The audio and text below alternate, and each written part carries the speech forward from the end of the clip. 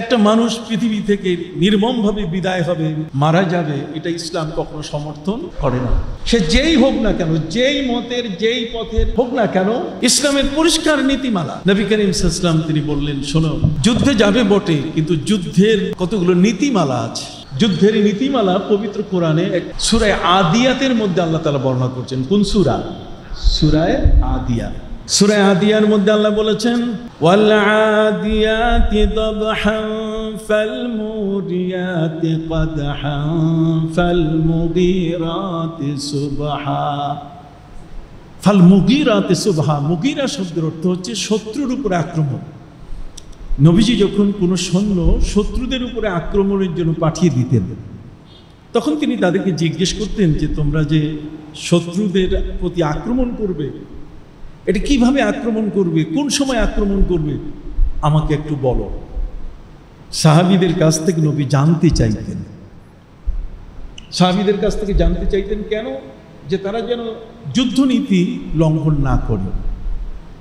সাহাবা ইকরাম বলছেন, হুজুর, যদি শত্রু পাই তবে সাথে সাথে হত্যা করে ফেলবো। নবী বলছেন, না, তোমরা তো সারিয়া। সারিয়া শব্দের অর্থ হচ্ছে রাতের দল। তোমরা রাত্রবেলায় যাচ্ছ, রাত্রবেলায় তোমরা তো শত্রুকে দেখতে পাবে না। যদি দেখে ফেলো তারপর কি করবে? বা দেখতে পাবে না তখন কি করবে? ওই দেখলে তো সাথে সাথে মেরে ফেলবো, আর যদি দেখা না পাই তাহলে তীর দিয়ে তাদের উপরে আমরা তীর নিক্ষেপ করব। নবীজি বলছেন, না, পবিত্র কোরআনে আল্লাহ তাআলা যুদ্ধনীতি বলে দিয়েছেন, ফাল মুগীরাতি সুবহা। তীর নিক্ষেপ করবে সকালবেলায়, রাতের বেলায় না।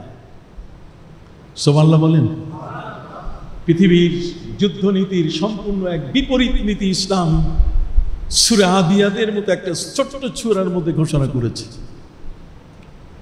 আমেরিকা বলেন, ইউরোপ বলেন, ওই সমস্ত ব্যক্তিরা তারা যখন পুরো দেশের উপরে হামলা করে তখন রাত্র 12টায়, দিনের বেলায় না, রাত্র 12টায় হামলা শুরু করে। কিন্তু ইসলাম বলেছে না, ফাল মুগীরাতি সুবহা, সকালবেলায়। সাহাবা ইকরাম বলছেন, হুজুর, সকালবেলায় কেন? সকালবেলায় এই কারণে যে রাতের বেলায় যদি তোমরা তীর নিক্ষেপ করো, তাহলে অদেখা অজানা একটা মানুষকে, তার মাথা দেখে তুমি তাকে তীর দিয়ে মাথাটা উড়াই দিলা, সে যে কলেমা পড়ে নাই তুমি এটা বুঝলা কেমনে?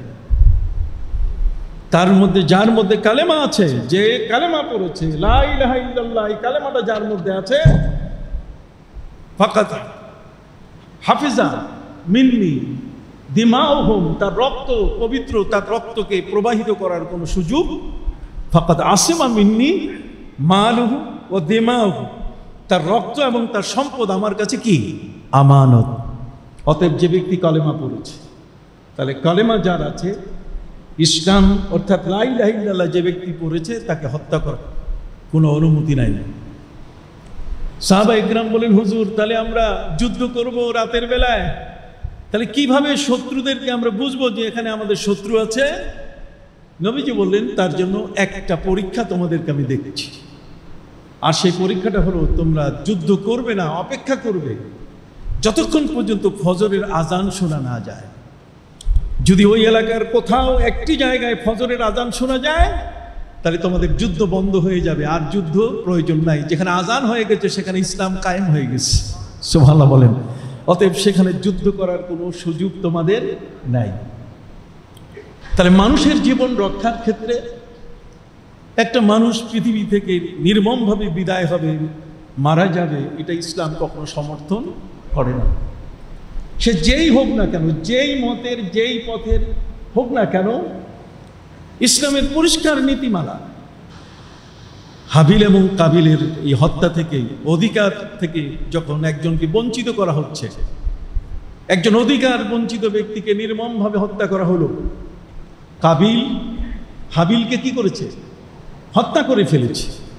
তো কাবিল হাবিলকে হত্যা করার কারণে যে ঘটনাটা ঘটেছে, সেটা হলো পৃথিবীর এই প্রথম হত্যা, অধিকার ধ্বংস করার জন্য। যার পাওনা তাকে দেওয়া হয় নাই। পাওনা যখন কেউ না দেয়, তাহলে সেই পাওনা না দিলে কি ঘটনা ঘটে? পৃথিবীর এই প্রথম একটি হত্যাকাণ্ড সংগঠিত হলো শুধু পাওনা না দেওয়ার কারণে, অধিকারটা না দেওয়ার কারণে। আপনি কি বুঝতে পারছেন কথাগুলো?